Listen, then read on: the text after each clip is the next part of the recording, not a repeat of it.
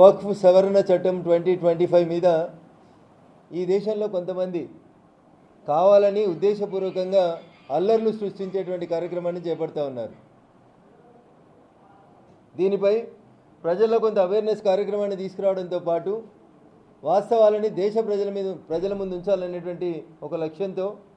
నరేంద్ర మోడీ గారి ఆదేశాల మేరకు భారత ప్రభుత్వం ఆదేశాల మేరకు దేశవ్యాప్తంగా